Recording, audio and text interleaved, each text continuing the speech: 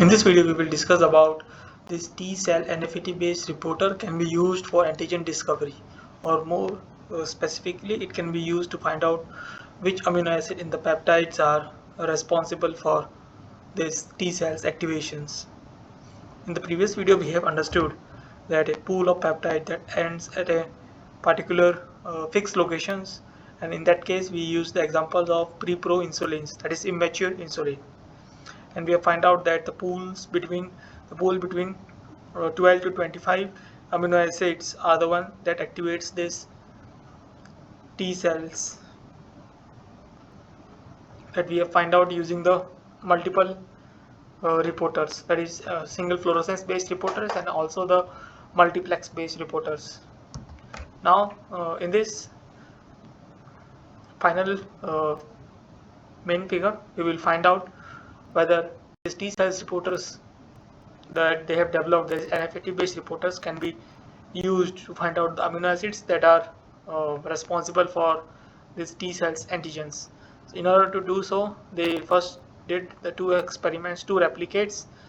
with the single fluorescence based, and in that case they used the peptides. This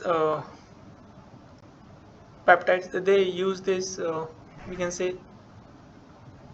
peptide based libraries, in which case they use the differentiated peptides, and they wanted to find out which peptides gives the maximum,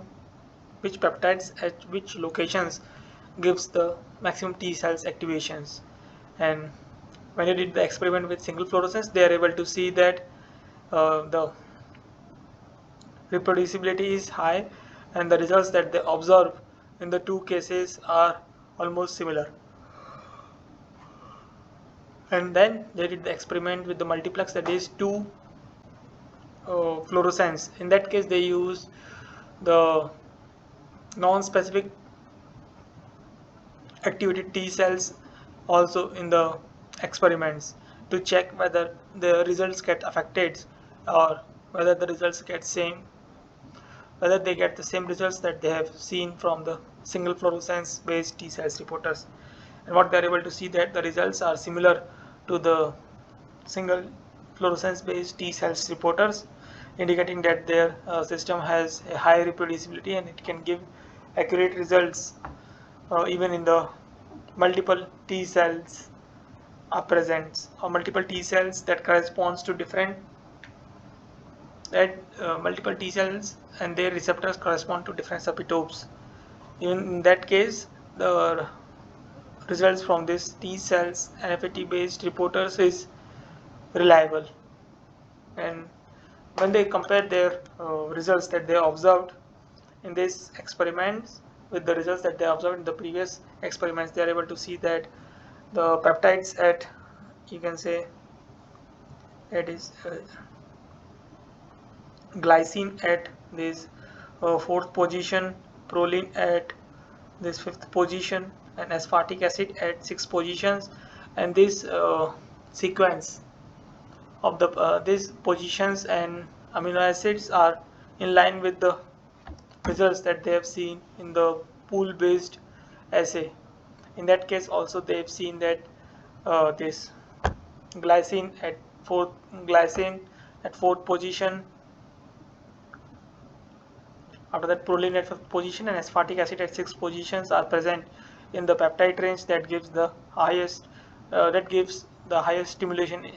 index, or that activates the T cells. So these are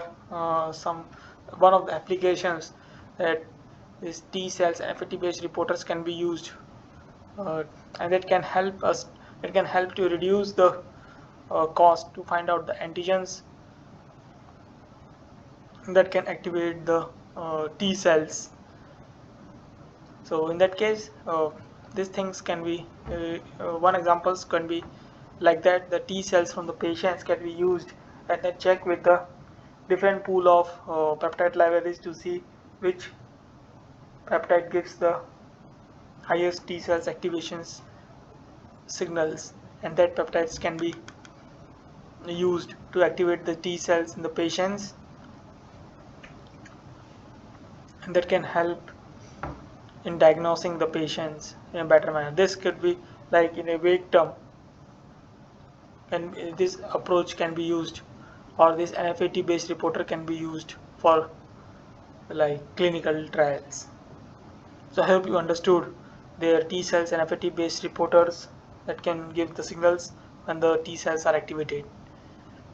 If you need to understand more about the experiments in detail, you can go through the reference that has been provided in the description. That's all for this video. Thank you for your time.